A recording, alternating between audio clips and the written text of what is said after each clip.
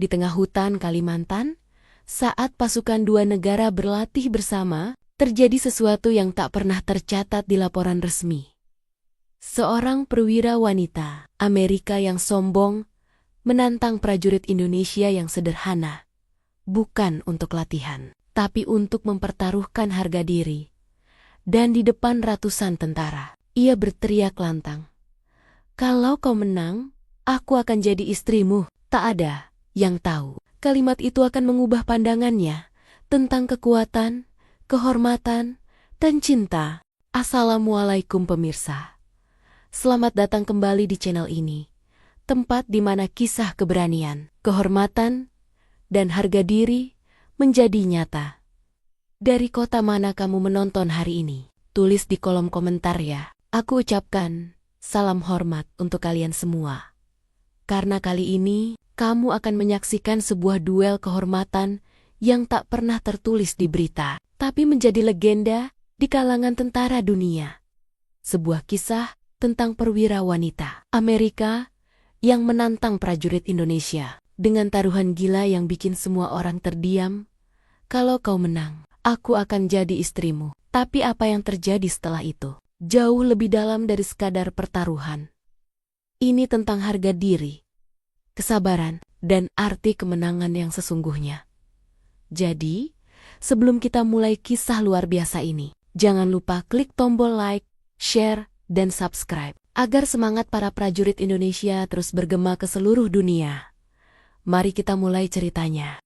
Udara pagi di Kalimantan Timur masih basah oleh embun. Di antara pepohonan tropis yang menjulang dan tanah becek bekas hujan malam, terdengar suara teriakan komando dari dua bahasa berbeda, Inggris dan Indonesia, bersahut-sahutan di udara. Latihan militer gabungan antara US Army Pacific Command dan TNI Angkatan Darat sedang berlangsung. Tujuannya sederhana, memperkuat kerjasama strategis. Namun, di balik wajah formal latihan itu, tersimpan ketegangan yang tak pernah tertulis di laporan resmi, ego dan gengsi antar pasukan. Di sisi lapangan, seorang perwira wanita Amerika, Kapten Valerie Brooks, berdiri dengan postur tegak sempurna. Wajahnya tegas, mata birunya menusuk, rambut pirangnya dikuncir rapi di bawah baret hijau. Ia dikenal sebagai salah satu instruktur bela diri terbaik di kesatuannya. Namun bersamaan dengan keahliannya, ada sesuatu lain dalam dirinya. Kesombongan yang halus, namun menusuk. "You call this training," katanya, sambil melirik para prajurit Indonesia yang sedang melakukan latihan tempur tangan kosong. "They move too slow. In real combat, they wouldn't last a minute." Beberapa prajurit Indonesia yang mendengar komentar itu hanya saling pandang dan menahan diri. Tidak ada yang menjawab, tapi di antara mereka berdiri seorang lelaki berkulit sawo matang dengan wajah tenang, Sersan Dimas Prasetya. Tubuhnya tidak besar, tapi otot-ototnya keras terbentuk oleh tahun-tahun latihan di medan berat Papua dan perbatasan Kalimantan. Ia bukan lulusan akademi luar negeri, ia hanya prajurit lapangan.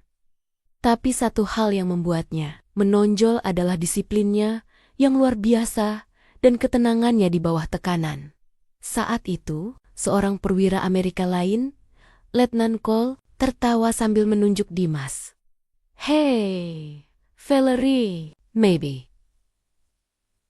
Let's see if this guy can keep up with you, local hero."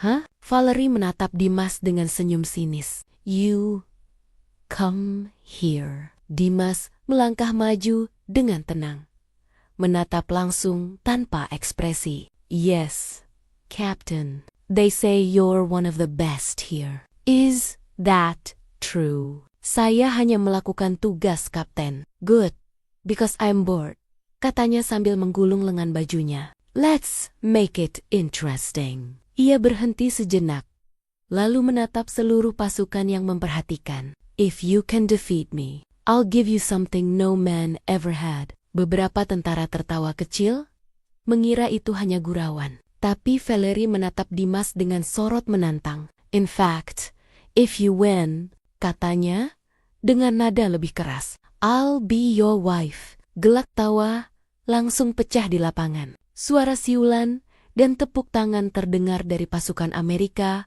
maupun Indonesia. Namun Dimas tetap diam, hanya menghela napas pelan. Tatapannya tidak menunjukkan amarah, hanya sedikit kecewa. "Saya prajurit, Kapten. Kami tidak berduel untuk main-main," ucapnya tegas. Suaranya rendah tapi berwibawa. "Namun, kalau ini soal kehormatan, saya tidak bisa mundur." Kalimat itu membuat suasana berubah seketika. Semua yang tadinya tertawa, kini terdiam. Bahkan Valerie sedikit terkejut oleh cara Dimas berbicara, tanpa emosi. Tapi syarat makna, Dimas kemudian memberi hormat, lalu berbalik menuju barisan. Namun sebelum pergi, ia berkata dengan nada datar, "Saya tidak akan berjuang untuk hadiah, Kapten. Tapi saya akan berjuang untuk menunjukkan siapa yang benar-benar mengerti arti disiplin dan hormat." Valerie memandangi punggungnya yang menjauh. Entah kenapa ada rasa kesal yang sulit dijelaskan. Bukan karena ditantang, tapi karena ketenangan itu. Seolah-olah pria dari negeri tropis ini sama sekali tak gentar terhadap siapapun. Hari itu, latihan berakhir dengan udara yang lebih berat dari sebelumnya. Di antara tenda-tenda dan senapan yang berjejer, tersimpan api kecil yang mulai menyala. Api tantangan, harga diri, dan sesuatu yang jauh lebih dalam dari sekadar duel tempur. Malam turun perlahan di kamp pelatihan gabungan. Lampu-lampu sorot menerangi tenda-tenda militer yang berjajar rapi. Suara jangkrik dan hembusan angin malam dari hutan Kalimantan menyatu dengan bunyi alat masak di dapur pasukan. Namun di salah satu sudut tenda komando, dua dunia yang sangat berbeda sedang memikirkan hal yang sama. Duel besok pagi. Kapten Valerie Brooks menatap bayangannya di cermin logam yang buram. Seragam kamuflasenya masih basah oleh keringat. Di meja lipatnya tergeletak foto kecil. Dirinya dengan sang ayah, Kolonel Matthew Brooks, seorang legenda di US Army yang gugur di Irak sejak kecil. Valerie hidup dalam dunia disiplin baja.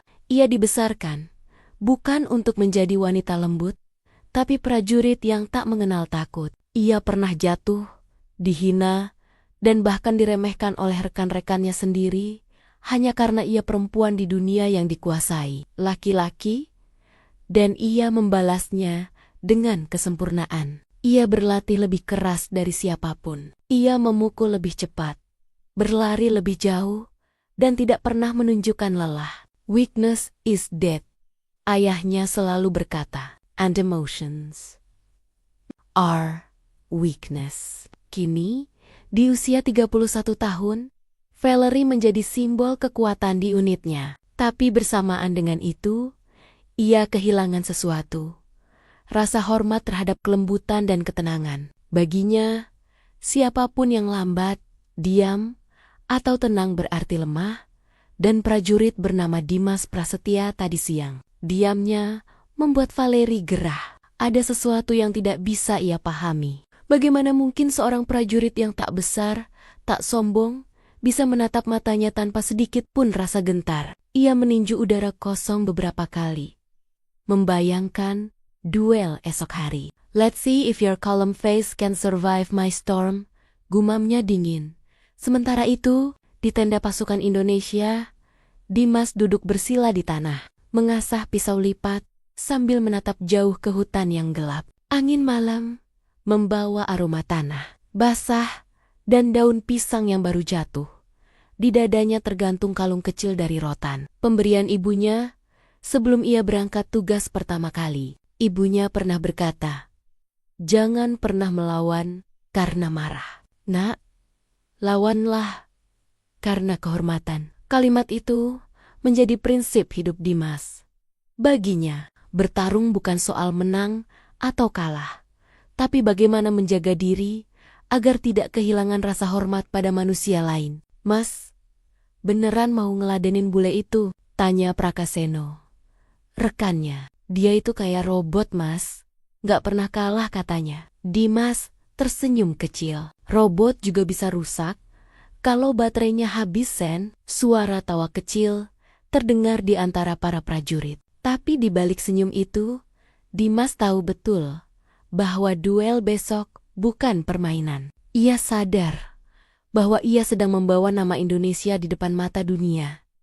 Ia menatap pisau kecilnya lagi, lalu menutupnya perlahan. Besok bukan tentang aku dan dia. Ini tentang siapa yang benar-benar mengerti makna tentara rakyat. Di tengah malam, hujan mulai turun pelan. Rintik-rintik air membasahi atap tenda, menimbulkan suara ritmis seperti denting drum. Dimas memejamkan mata, mendengarkan alam. Seperti yang biasa ia lakukan setiap kali harus menghadapi situasi berbahaya di tenda seberang. Valeri belum tidur. Ia memegang sarung tangan tempurnya, menatapnya seperti benda sakral. Hujan di luar membuatnya teringat masa kecilnya, saat ayahnya memaksanya berlari 5 kilometer di tengah badai. Dua sosok berbeda, dua dunia yang bertolak belakang. Tapi malam itu, mereka diikat oleh hal yang sama. Kehormatan prajurit. Dan besok pagi, di lapangan berlumpur Kalimantan itu, dunia akan menyaksikan benturan antara kesombongan dan ketenangan, kekuatan dan kebijaksanaan, barat dan timur. Duel yang tak lagi sekadar latihan, tapi ujian harga diri dua bangsa. Pagi itu, langit Kalimantan tampak kelabu. Sisa kabut menempel di pucuk pohon. Tanah lapangan latihan masih lembab setelah hujan malam, dan udara membawa aroma daun basah bercampur lumpur. Namun di tengah kesunyian itu, suasana kamp terasa tegang luar biasa. Semua orang tahu duel yang ditunggu akan dimulai. Pasukan Amerika berdiri di satu sisi, pasukan Indonesia di sisi lain. Di tengah mereka terbentuk lingkaran lebar. Tanahnya dipadatkan oleh puluhan pasang sepatu bot. Suara burung hutan hilang, digantikan oleh detak jantung puluhan penonton yang menahan napas. Komandan gabungan, Kolonel Robert, melangkah ke tengah. This is an unofficial sparring. No weapons. No more tricks. First one to yield loses. Valeri sudah bersiap. Seragam lapangannya digulung sampai siku. Sarung tangan tempur menempel erat di tangannya. Tatapannya dingin, langkahnya mantap. Ia tampak seperti seekor serigala putih yang lapar, lincah, agresif, percaya diri. Di seberang, Dimas berjalan perlahan, tidak terburu-buru, tidak menatap siapapun. Ia hanya berhenti 2 meter di depan Valeri, lalu menundukkan kepala sedikit sebagai tanda hormat. Ready? Ready? Tanya Kolonel. Ready? Jawab Valeri cepat. Siap, Komandan. Sahut Dimas tenang. Kolonel mundur, mengangkat tangannya. Fight. Fight. Valeri langsung menyerang seperti kilat. Pukulan kanan, tendangan depan, sapuan kaki rendah. Gerakannya presisi dan cepat, hasil bertahan-tahan, latihan di akademi militer, dan kejuaraan bela diri. Namun, Dimas tidak membalas. Ia hanya menghindar, memutar tubuh, menunduk, melangkah mundur, seolah tubuhnya tahu kemana setiap serangan akan mendarat. Come on, fight me, teriak Valeri. Tapi Dimas tetap tenang, matanya tajam mengikuti setiap gerak, menunggu celah sekecil apapun. Ia tahu, orang yang terbiasa menang seringkali kalah oleh kesabaran. Peluh mulai menetes di dahi Valeri. Nafasnya mulai berat, tapi gengsinya menolak berhenti. Ia menambah tempo, 1 tendangan ke kepala, 1 pukulan siku, lalu sapuan lutut. Kali ini Dimas hampir terdesak, tapi tetap bertahan. Menangkis dengan lengan bawah, bergeser ke kiri dan menjauh. Pasukan di sekeliling mulai bersorak. Sebagian berteriak, "Go Captain!" Sebagian lagi, "Ayo Dimas!" Namun, Dimas tidak mendengar sorakan itu. Ia mendengar irama napas lawannya. Seperti prajurit hutan yang membaca arah angin, tiba-tiba Valerie menyerang dengan tendangan berputar. Dimas menunduk, lalu membalas. Bukan dengan pukulan keras, tapi sapuan cepat di pergelangan kaki lawan. Dalam sepersekian detik, Valerie kehilangan keseimbangan dan jatuh lutut. Sorakan langsung membahana, tapi Dimas mundur satu langkah. Menunggu lawan bangkit, Valerie bangkit lagi, matanya membara. You think you can win with tricks? Tidak, Kapten, jawab Dimas pelan. Saya hanya tidak suka melukai orang yang belum sadar kenapa ia bertarung. Kalimat itu menusuk seperti pisau. Valerie mengepalkan tinju. Amarahnya kini bukan lagi untuk menang, tapi untuk membuktikan harga dirinya. Valerie berlari maju dan mencoba kuncian bahu. Dimas menangkis, memutar tubuh, lalu menahan pergelangan tangan Valerie dan menjatuhkannya ke tanah dengan gerakan cepat dan presisi, teknik sederhana yang biasa digunakan prajurit lapangan untuk melumpuhkan lawan tanpa membunuh. Tubuh Valerie menghantam lumpur. Ia mencoba bangkit, tapi Dimas sudah berada di atasnya, menahan lengan dan bahunya dalam posisi terkunci. Yield, kata Dimas pelan. No more, Valerie merontah, tapi tenaganya sudah terkuras. Setelah beberapa detik, Dimas melonggarkan tekanan, memberi ruang. Namun begitu Valerie mencoba bangkit lagi, ia malah kehilangan keseimbangan dan terjatuh kedua kalinya. Kali ini, tanpa paksaan, ia mengangkat tangan. Surrender, katanya pelan. Wajahnya penuh lumpur, tapi matanya masih menyala. Bukan karena marah, tapi kagum. Lapangan, hening, bahkan burung-burung di pepohonan terasa berhenti bersuara. Kolonel Robert melangkah maju, menatap Dimas, lalu mengangguk pelan. Well done, Sergeant. That was beautiful control. Dimas berdiri tegak, lalu memberi hormat pada Valerie. Terima kasih atas pertarungannya, Kapten. Ia kemudian menunduk sedikit. Bukan tanda merendah, tapi bentuk penghormatan sejati. Valerie terdiam, menatap pria itu lama, lalu berdiri perlahan sambil berkata lirih, You didn't fight to win, did you? Tidak, jawab Dimas. Saya hanya berusaha tidak kalah dari diri sendiri. Sorak-sorai pun pecah. Para prajurit Indonesia mengangkat tangan. Beberapa prajurit Amerika ikut bertepuk tangan. Bahkan Kolonel Robert menepuk bahu Valerie sambil tersenyum. Sometimes, Captain, humility wins the war you can't see. Valerie menunduk, memandangi lumpur di tangannya. Untuk pertama kalinya dalam kariernya, ia merasa kalah. Tapi bukan karena lemah. Ia kalah oleh ketenangan yang tak bisa diajarkan di akademi manapun. Matahari mulai menembus awan, menyinari lapangan yang penuh jejak sepatu dan lumpur. Dan di antara dua bendera yang berkibar, satu merah putih, satu merah putih biru, berdiri dua sosok yang kini saling menghormati dalam diam. Duel sudah berakhir, tapi kisah mereka baru saja dimulai. Hening, suara sorakan yang tadi menggema, kini perlahan mereda. Hanya terdengar desah napas berat dan gemericik air dari lumpur yang terinjak. Kapten Valerie Brooks masih berlutut di tanah. Seragamnya kotor, rambutnya kusut, dan tangannya gemetar menahan rasa sakit di bahu. Tapi yang paling terasa bukan nyerinya, melainkan sesuatu yang jauh lebih dalam. Rasa kalah yang jujur. Di hadapannya berdiri Sersan Dimas Prasetya. Begitu Valerie berdiri, pasukan di sekeliling kembali bersorak. Tapi Dimas menoleh dan mengangkat tangannya. Suara sorakan langsung berhenti. Tidak perlu tepuk tangan, katanya lantang.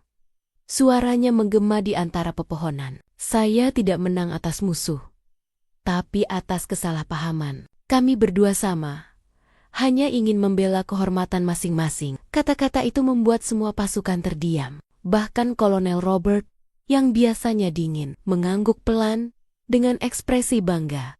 Valerie menatap Dimas lama, mencoba memahami pria yang baru saja mengalahkannya tanpa kebencian sedikitpun. "Yo, different," katanya pelan. "Saya hanya prajurit, Kapten, tapi saya percaya kehormatan lebih berat daripada medali." Tubuhnya berlumur lumpur juga, tapi wajahnya tetap tenang. Tidak ada senyum kemenangan, tidak ada kesombongan, hanya pandangan mata yang tulus, seperti mengatakan, "Aku menghormatimu." Ia mengulurkan tangan. "Bangun, Kapten," ucapnya pelan.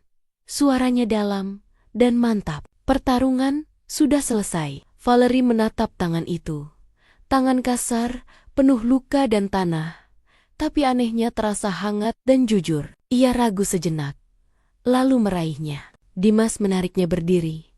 Perlahan, tanpa paksaan, Valerie tersenyum samar. Senyum yang bukan lagi sinis, tapi lembut, tulus, dan penuh rasa hormat. "Back home, they teach us to win no matter what. Here, you teach me to win without hate." Dimas menatapnya. Kadang, perang yang paling sulit bukan melawan orang lain, tapi melawan kesombongan dalam diri sendiri. Untuk pertama kalinya dalam hidupnya, Valerie benar-benar diam, bukan karena kalah, tapi karena tersadar. Ia melihat Dimas bukan sebagai prajurit dari negara kecil, tapi sebagai sosok yang mengingatkannya pada sesuatu yang telah lama hilang. Makna sejati menjadi tentara. Tanpa berpikir panjang, Valerie berdiri tegap. Ia merapikan seragamnya sebisanya, lalu menatap Dimas dengan pandangan penuh hormat. Lalu, di depan semua orang, ia memberi salut penuh militer. "Captain Valerie Brooks, U.S. Army. Saluting Sergeant Dimas Prasetya. A true soldier." Suara tepuk tangan dan sorakan kembali membahana. Tapi kali ini berbeda. Bukan karena adu kekuatan, melainkan karena pengakuan dan kehormatan.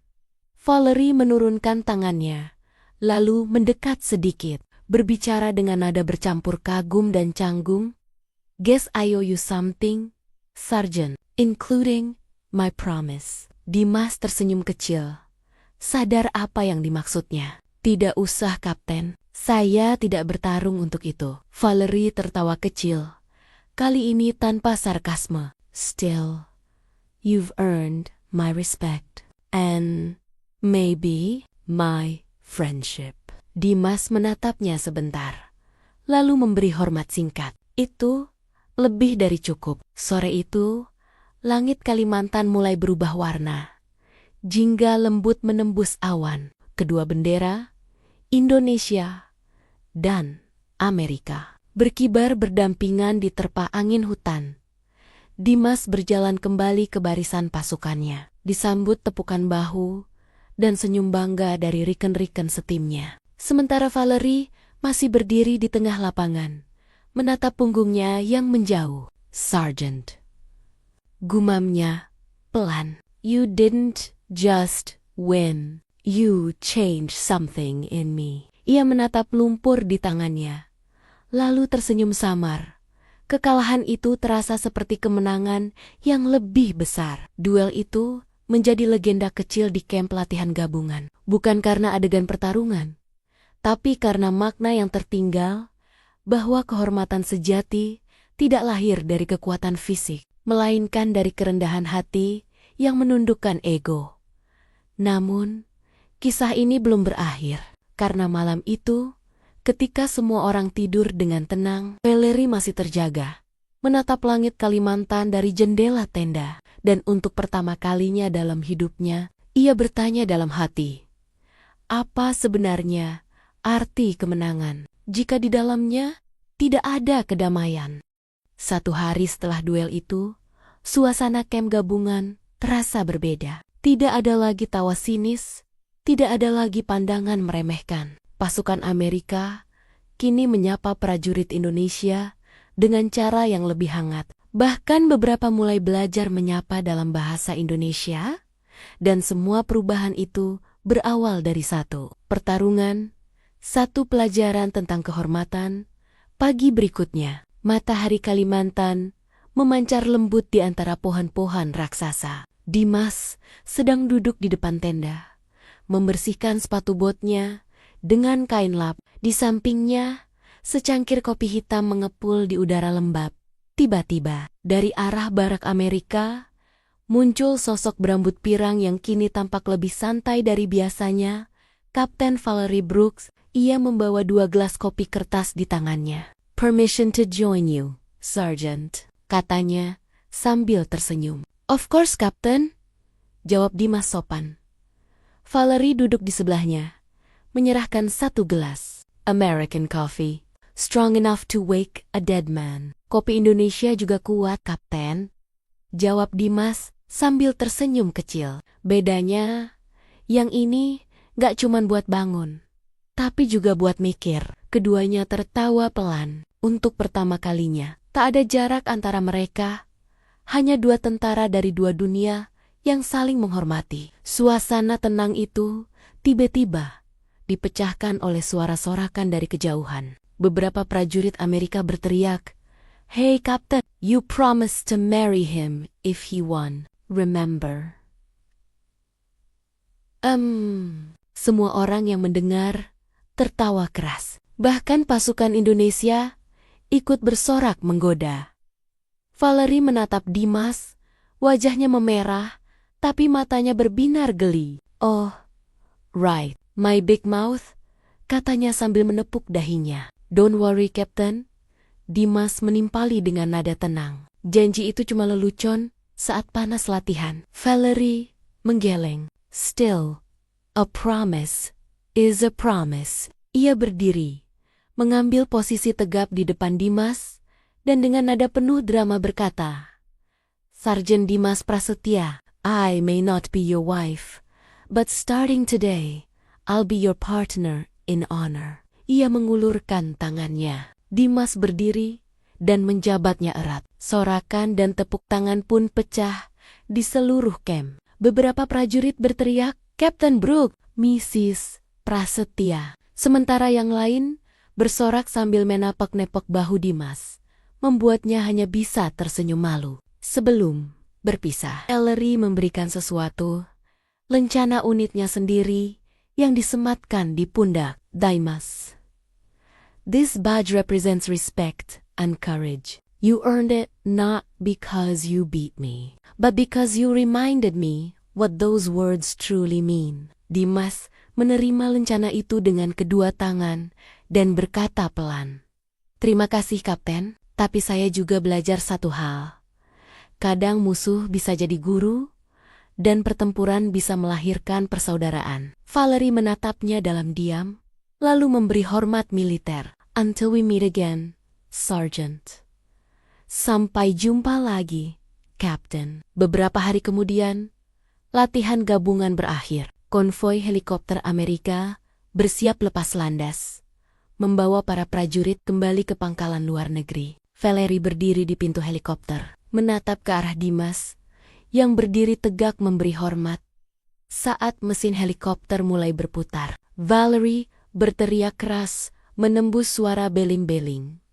"Next time I come back, Sergeant, I want a rematch." Dimas tertawa dan menjawab sambil mengangkat tangan, "As long as you don't add marriage to the wager, Captain." Semua orang tertawa lepas. Helikopter pun terangkat, meninggalkan debu dan hembusan angin yang kuat. Namun, di tanah yang bergetar itu, Dimas tahu apa yang baru saja terjadi akan menjadi cerita abadi di antara 2 bendera. Beberapa minggu kemudian, kabar tentang duel itu menyebar luas di antara satuan-satuan militer, di mes prajurit, di pos penjagaan, bahkan di akademi militer. Orang-orang membicarakannya. Tentara Amerika kalah di Kalimantan? Iya. Sama prajurit Indonesia yang tenang tapi mematikan. Katanya, perempuannya sampai hormat dan janji mau jadi istrinya. Semua tertawa. Tapi di balik tawa itu terselip kebanggaan. Karena mereka tahu ini bukan sekadar cerita duel, tapi kisah kehormatan bangsa. Dan di catatan tak resmi latihan gabungan itu, tertulis Sebuah kalimat sederhana dari Kolonel Robert Strang can be taught. Respect must be earned. That Indonesian sergeant taught us both. 3 bulan kemudian, langit pagi di Temanggung berwarna keemasan. Di halaman rumah tuanya, Sersan Dimas Prasetya duduk di bangku kayu, memandangi kabut yang perlahan turun dari Gunung Sumbing. Ia baru saja selesai masa tugas, menikmati hari-hari tenang, jauh dari hiruk-pikuk dunia militer. Sampai tukang pos datang membawa sebuah amplop dengan segel US Army Pacific Command. Tulisan tangan di depannya halus dan tegas. "To Sarjen Dimas Prasetya, Indonesia." Dimas membuka perlahan. Di dalamnya ada selembar surat dan satu foto kecil. Dirinya dan Kapten Valerie Brook. Keduanya berdiri berlumpur di lapangan Kalimantan dengan senyum lelah tapi tulus. Surat itu ditulis dengan tinta hitam, dan di bagian atas tertulis, "Dear Sergeant Dimas, it's been 3 months since our dua, but somehow the sound of that Kalimantan rain still echoes in my mind. I fought many battles, Dimas, on deserts, mountains, and cities torn by war. But none of them taught me what you did in those few minutes of silence. You didn't fight me to win. You fought to protect something I had forgotten, dignity. When I returned to base, my men called me the captain who lost to a farmer's son. And you know what? For the first time in my life, I was proud to lose. You showed me that strength isn't about how hard we hit, but how calm we stay when the world tries to provoke us. Since then, I've changed the way I train my soldiers. I tell them about you, the quiet sergeant from Indonesia who fought with his heart, not his fists. I don't know if we'll ever meet again, but if destiny allows it, I hope next time it's not on the battlefield. Maybe just a cup of coffee under your morning sky." Kapten Valerie Brooks US Army Dimas membaca surat itu perlahan, lalu tersenyum. Ia menatap foto mereka berdua. Lumpur, peluh, dan senyum yang menjadi saksi 2 dunia yang saling belajar.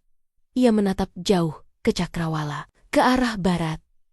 Seolah tahu bahwa di seberang sana, seseorang sedang menatap matahari yang sama. "Terima kasih, Kapten," gumamnya pelan, karena tidak semua pertempuran butuh senjata untuk meninggalkan bekas. Ia melipat surat itu hati-hati, memasukkannya ke dalam map militer kecil yang sudah lusuh. Lalu ia berdiri tegak, memberi salam hormat ke arah barat. Sementara angin gunung berembus lembut, membawa suara yang hampir tak terdengar, "Until we meet again, Sergeant." Di dunia militer, ribuan duel terjadi setiap tahun. Tapi hanya sedikit yang dikenang, bukan karena kekerasannya, melainkan karena pelajaran yang ditinggalkannya. Dan di antara cerita-cerita itu, diarsipkan diam-diam dalam sejarah latihan gabungan internasional. Terdapat satu kisah yang terus diceritakan oleh para tentara muda di Kalimantan. Tentara Amerika kalah oleh prajurit Indonesia, tapi keduanya pulang sebagai pemenang.